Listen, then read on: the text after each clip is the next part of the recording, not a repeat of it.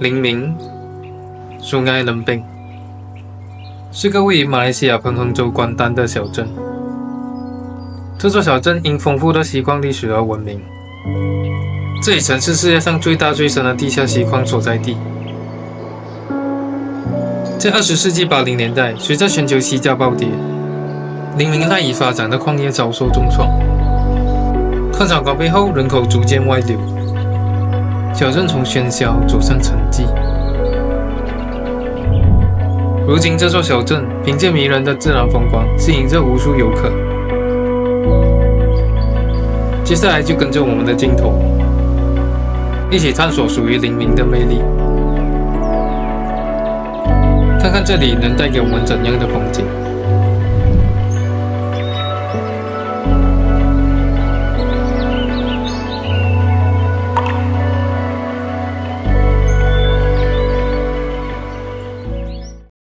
从海岸自驾游的第3天，我们将离开关丹，前往彭亨的一个近义小镇灵明。通往灵明之前，我们先在途中去了瓜查拉斯。瓜查拉斯位于彭亨州关丹市班镇，是前往灵明途中的必经地。这是一个约有4亿年的石灰岩洞穴，洞内设有佛教与印度教寺庙。瓜查拉就隐藏在油中原里，进来的路上会有一段往泥路，路况会稍微差些。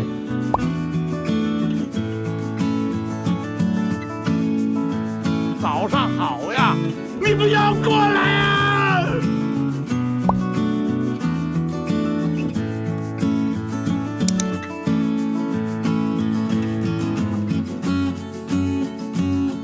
前往山洞需要爬一段楼梯，建议换上运动鞋，走起来会轻松许多。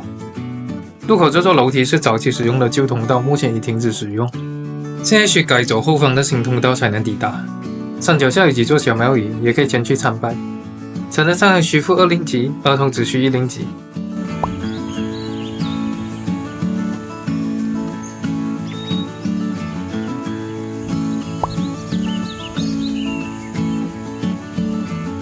大约10多分钟就能走到洞口了。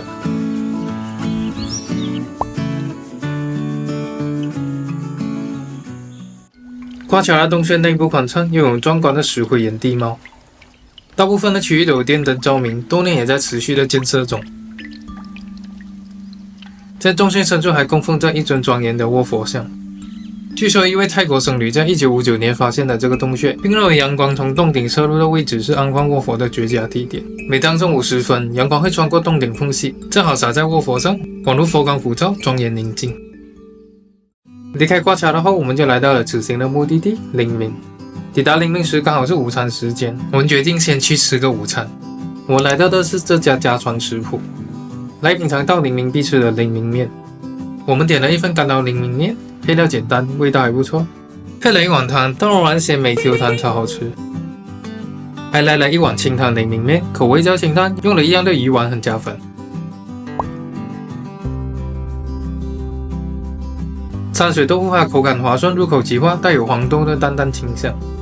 除了餐饮，他们家也出售多种土产手信，旁边也有另一家在售卖灵明特色美食。之后就去 check in 我们在灵明的住宿。我们入住的是这家 Riverside Palm Inn。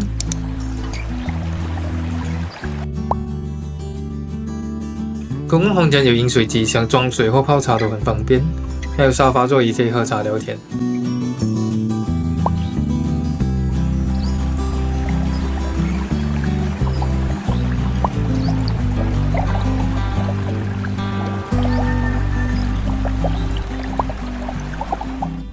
门旁边这里有一个小台面，可以轻办公，或还有一些置物空间。旁边这里就是厕所跟浴室，小但是还蛮干净的。还有一个很大的挂衣区，这个2-in-1，还有就是大风头。出来这里就是我们的床啦，有提供毛巾，这个是床头柜，还有挂衣区。在外面这里就是阳台啦，有休闲椅，可以在这边坐住、喝茶、欣赏这个河景。我们订的是河景房。接着我们就开始探索灵明。灵明以河为界，将小镇自然分割，分为2个主要的区域。而连接两岸的几座吊桥不仅是居民日常通行的便捷通道，如今也成为了游客们的观光打卡点。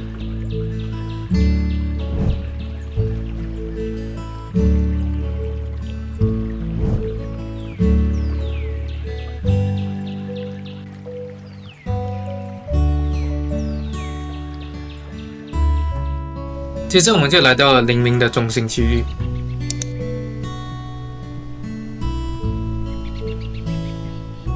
正宗的树棵百年老树不仅为老街增添自然风情，也承载锡矿兴衰年代的历史记忆。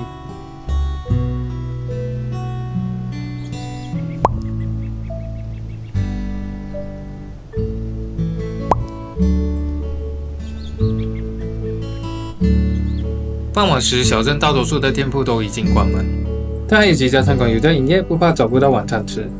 之后我们来到了天后宫。天后宫由本地海南会馆于1911年建立，至今有超过110年的历史。庙前坐了一尊妈祖雕像，还有十财神、龙龟与12生肖等雕塑。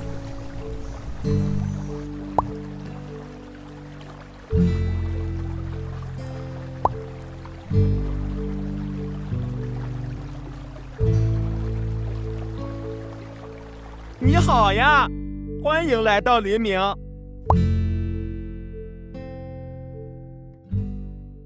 想更深入了解黎明昔日的锡矿历史，可以来到这里的博物馆参观。马来西亚公民成人票只需20级，小孩可以免费入场。博物馆设于一栋英殖民时期的老洋房，曾是欧洲矿区经理的住所。这里展示了矿工使用的各种采矿和安全设备。通过实物展示，让游客能够感受到当年的历史氛围。黎明矿场曾深达地下600米，是当时全球最深的锡矿之一。部分区域还模拟了地下矿道，放置矿车轨道。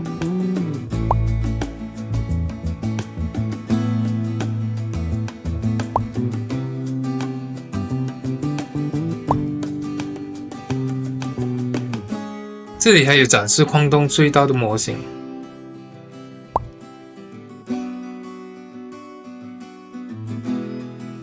黎明的锡矿不只是博物馆里的故事，市区周边仍可见当年的矿洞遗迹。我们现在看的高龙山是地下锡矿系统的一部分。高龙山区有多个矿口分布，作为展示与研究用途。由于长期水浸和地质不稳定，目前已不对外开放。矿道内环境潮湿阴暗，出于安全考虑，不建议游客自行进入。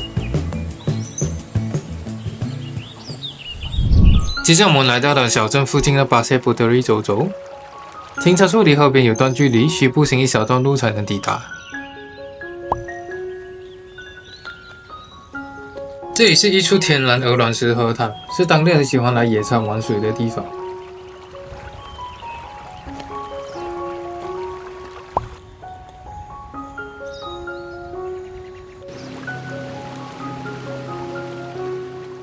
接着我们回到镇上吃晚餐，选了一家在地人推荐的顺丰饭店，准备享用晚餐。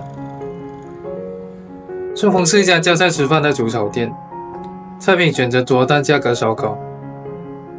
我们点了瓦煲豆腐和妈咪鸡，整体味道不错，简单好吃。第二天一早，彩虹瀑布团的向导准时到民宿来接我们。出发前会载我们到镇上吃早餐。早上这里只有2-3个档口有营业。我们来到这摊阿凤面档吃早餐，加鲜亮料搭配干捞面和汤面，简单解决了一顿早餐。接着我们就出发上山去看日出。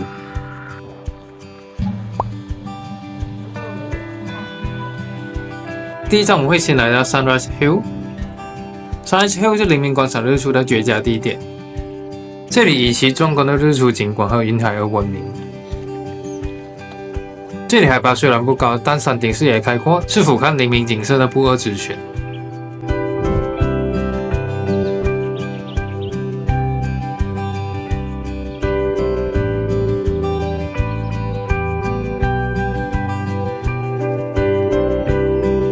待到差不多7点20分就会离开这里，前往彩虹瀑布。从上来就坐车前往彩虹瀑布需要1个小时左右。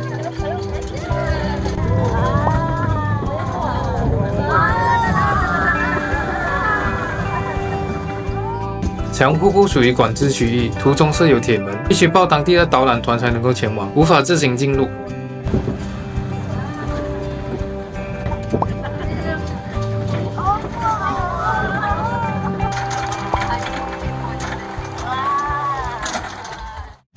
准备好一切后就开始徒步。一开始就迎来了第一道考验——涉水过河。前几天有下雨，水位比较高，走过去也不太容易。幸好有2位向导全程陪同协助，确保大家顺利安全的涉水过河。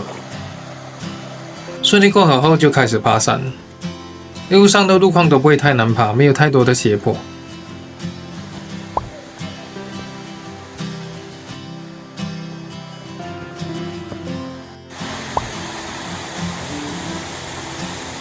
徒步前半段路程还算轻松，走到后半段还开始变得有挑战性。这行程并不适合年纪较大或年幼的孩子，因为途中需要涉水攀爬瀑布，对行动能力有一定的要求，难度较高。最后这一段需要逆水而上，石头湿滑，挺有挑战性的。大约9点就成功的抵达彩虹瀑布底下。彩虹瀑布隐藏在深山密林之间。瀑布落差约50米，水流从岩壁倾泻而下，宛如山林中的一处秘境。这里以清晨阳光与瀑布水雾形成的彩虹奇观而闻名。我们抵达时，彩虹还没出现，我们耐心地坐在瀑布前观景等待。于是我们等到了。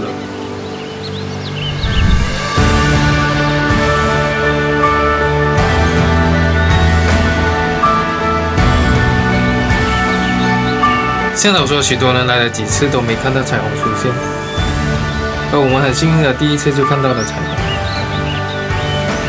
希望看到这里的你们以后来到这里也能够如愿的看到彩虹瀑布的奇景。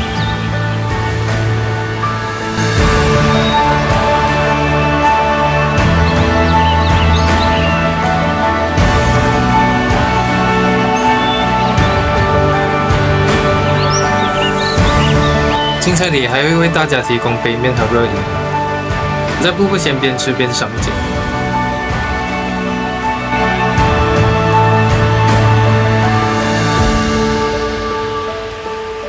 大约10点半就会开始下山回餐。